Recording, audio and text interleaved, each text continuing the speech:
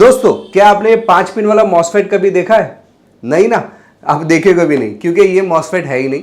ये है TDA2030 class AB amplifier IC. Yes, ये जो है एक एम्पलीफायर आईसी है, बहुत ही बेहतरीन एम्पलीफायर आईसी है।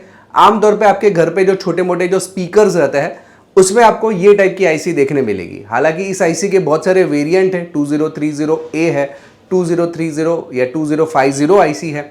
ऐसे बहुत सारे वेरिएंट है, उसमें से कोई भी एक वेरिएंट का इस्तेमाल शायद आपके घरों में हो सकता है इस्तेमाल किया वगैरह। इवन अपने गाड़ियों में जो स्टूडियो सिस्टम रहता है उसके अंदर भी इसी आईसी का प्रयोग होता है। तो बेसिकली आज का इस वीडियो में मैं आपको डिटेल में समझाऊंगा कि ये जो 5 पिन उसका मतलब क्या है। अगर आप खुद का सिस्टम बनाना चाहते हो एम्पलीफायर का, तो इस आईसी के कैसे बनाओगे मैं आपको पूरे कंपोनेंट के साथ में, कनेक्शन के साथ में डिटेल में बताने वाला हूं। साथ ही साथ इस आईसी के फायदे, नुकसान, आईसी कहां पे इस्तेमाल करनी चाहिए, नहीं करनी चाहिए, सारी डिटेल में जानकारी देने वाला हूं। याद रखिएगा, वीडियो अगर पसंद आता है तो अपने दोस्तों के साथ में जरूर शेयर करिएगा। तो चलिए देख लेते हैं ये जो TDA2030 एम्पलीफायर आईसी है, मॉसफेट नहीं है, वो कैसे काम करता है, क्या काम करता है, इसका कनेक्शन कैसे होता है और हम लोग उससे हमारा एक छोटा सा प्रोजेक्ट कैसे बनाए। तो चलिए वीडियो की शुरुआत कर लेते हैं। दोस्तों, जैसे कि मैंने बताया, ये TDA2030 ये low frequency class AB audio amplifier integrated circuit यानी कि आईसी है।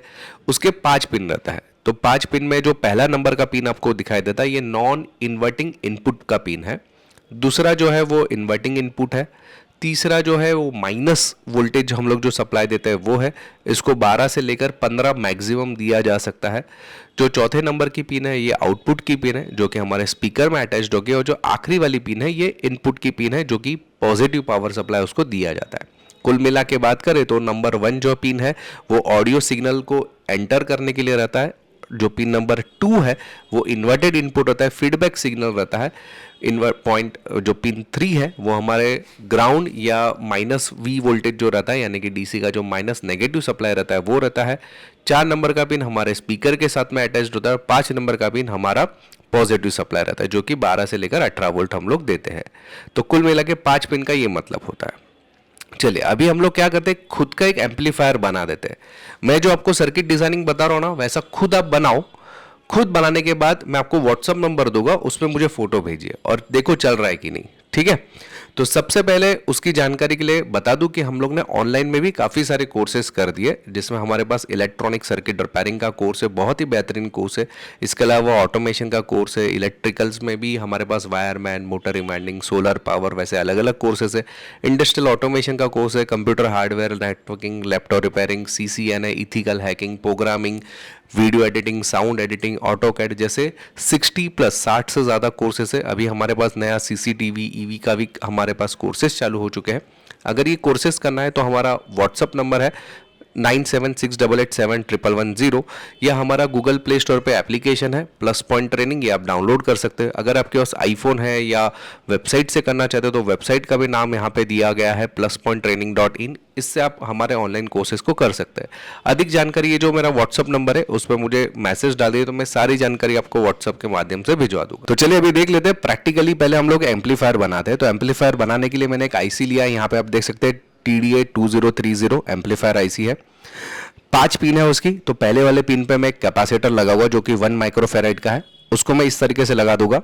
उसका जो पॉजिटिव सप्लाई है, पॉजिटिव पिन है, वो इस तरफ रहेगा 1 नंबर के पिन के साथ में। नेगेटिव यहाँ पे लगेगा जो कि हमारे आगे चल के हमारा जो स्पीकर का कनेक्शन है वो यहाँ पे अटैच करने वाले हैं। दूसरा मैं लेता हूँ 4.7 ओम्स का एक रजिस्टर जो कि 2 नंबर पिन के साथ में अटैच कर दूंगा। साथ ही साथ उसके ही साथ में मैं एक कैपेसिटर लगाने वाला हूँ 4.7 माइक्रोफेराइड का जो कि इसकी सीरीज में लगेगा, आप देख सकते हैं। और यहाँ से मेरा एक आउटपुट नेगेटिव सप्लाई निकलने वाला है जो कि मेरा जो नेगेटिव सिग्नल रहेगा वो यहाँ पे हमारा पास होगा। 3 नंबर पिन जो है उसको मैं डायरेक्टली 2 नंबर पिन के नेगेटिव के साथ में मैं अटैच कर दूंगा कैपेसिटर के। ओके, यहाँ तक क्लियर है।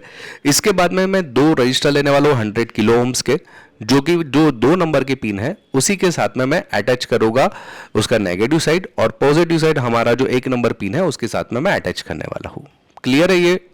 उसके बाद मैं एक लूंगा कैपेसिटर जो कि 4.7 माइक्रोफेराइड का है, उसको मैं कनेक्ट करूंगा उसके साथ में। यहाँ पे आप देख सकते हैं पहले वाली पिन और दूसरे वाली पिन के साथ में जो रजिस्टर अटैच किया है उसके बीच में से मैं एक ब्रिज कनेक्ट कर दूंगा। ठीक है, इसके बाद मैं लूँगा 2 डायोड जो कि 1N4007 के 2 डायोड्स है, उसको मैं अटैच करने वाला हूँ जो लास्ट पिन है 5 नंबर की पिन उसके साथ में इस तरीके से। ठीक है, अभी हमारे पास जो चौथे नंबर की पिन बच गई वो काफ़ी इंपॉर्टेंट है। उसके अंदर मैं एक कैपेसिटर बिठाऊंगा जो कि है 104J कैपेसिटर, जो इस तरीके से बैठेगा।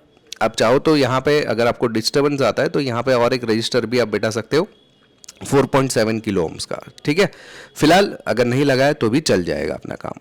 अभी इसके बाद जो है इंपॉर्टेंट काम चालू होता है। एक यहाँ पे आप देख सकते हैं 4 नंबर और 5 नंबर के बीच में मैंने जोड़ दिया, ये 2 जो डायोड्स है उसके बीच में 4 नंबर को 5 नंबर के साथ में जोड़ दिया है। इसके अलावा एक रजिस्टर लोगा 100 ओम का, याद रखिएगा, ध्यान से देखिएगा मैंने कहाँ पे लगाया है। ये हमारी जो 2 नंबर की पिन है और 4 नंबर की पिन है उसके साथ में मैंने एक रजिस्टर को अटैच कर दिया है। क्लियर है? अभी यहाँ पे और एक मुझे रजिस्टर लेना है जो कि यहाँ पे आप देख सकते हैं जो ब्रिज है 1 और 2 नंबर की पिन के बीच में जो 2 रजिस्टर लगा है, जहाँ पे मैंने कैपेसिटर भी लगाया बीच में, वहाँ से मैं एक रजिस्टर लूँगा और उसी रजिस्टर का जो आखिरी वाला पिन मैं यहाँ पे पॉजिटिव सप्लाई के लिए देने वाला हूँ। सिंपल है, मतलब इस डायोड के ऊपर वाले पॉइंट में मैं लगाने वाला हूँ। ठीक है, ये लगाया। उसके बाद में कैपेसिटर लेंगे जो कि 104J ही रहेगा, उसका भी कनेक्शन मैं इस रजिस्टर के पैरेलल में लगा दूंगा। सिंपल, इतना खाली कनेक्शन आपको करना है।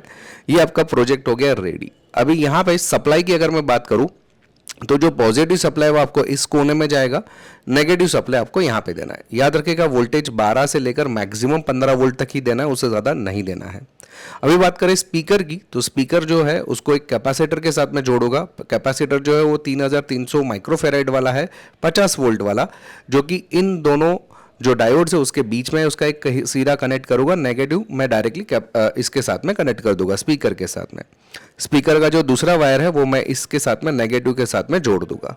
तो ये सिंपल कनेक्शन किया और आखिरी में जो हमारे पास जो कनेक्शन बचेगा वो हमारे जो मेन जो इनपुट का, तो इनपुट के लिए मैंने एक जो इनपुट कनेक्टर लिया हुआ है जिसका पॉजिटिव सिरा इधर और नेगेटिव सिरा मैं इधर लगाने वाला हूँ। याद रखें पूरा जो है नेगेटिव लाइन है, ये पूरी पॉजिटिव लाइन है। ठीक है, लास्ट और एक कंपोनेंट बच गया। एक कंपोनेंट है हीट सिंक। ये हीट सिंक काफ़ी इंपॉर्टेंट है क्योंकि ये आईसी बहुत ही ज़्यादा गर्म होता है और ये इंपॉर्टेंट है कि अगर ये थोड़ा भी गर्म होता है ना खुद को बंद कर देता है, तो इसकी खासियत है, इसलिए हीट सिंक लगाना बहुत ज़रूरी है। हीट सिंक जो है इसी आईसी के पीछे हम लोग लगा देंगे। तो इतना रेडी करिए, आपका स्पीकर 100% वर्क करेगा। मैं आपको एक डेमो बता देता हूँ, देख लीजिए डेमो।